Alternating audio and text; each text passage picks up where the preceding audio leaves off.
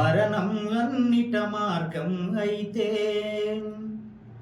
చావుతో అన్నీ సాధ్యం అయితే, ఈ 4.5 కోట్ల చితులను తప్పక ఇప్పుడే పేర్చేద్దాం.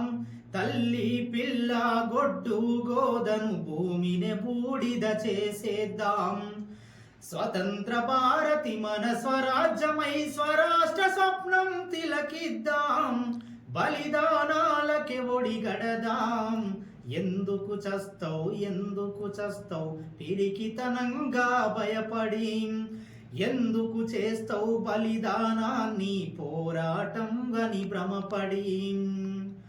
కన్నులు మూసిన కొన్ని క్షణాలకే మరిచిపోతదిరలోకం నిన్ను, తనలో నిన్ను దాసుకొనుటకు ఒప్పుకోదురా మోసిన మన్ను.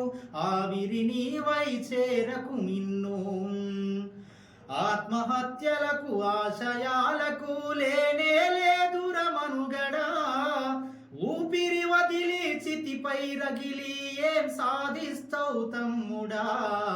ఎందుకు చస్తావు ఎందుకు చస్తావు పిరికితనంగా భయపడి, ఎందుకు చేస్తావు బలిదానాన్ని పోరాటం అని భ్రమపడి.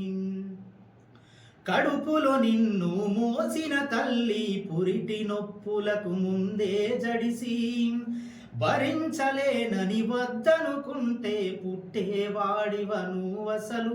ఈ నిజం తెలుసుకోరా ఎవరు.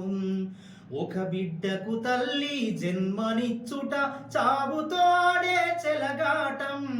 నీ సంఖ్యలను విడిపించుటకు చేయర కనీస సావాసం.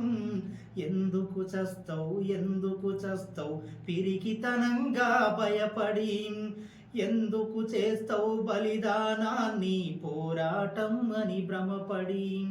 మరణం కాదుర మనిషికి మార్గం, జీవితం అంటే నిత్యం యుద్ధం.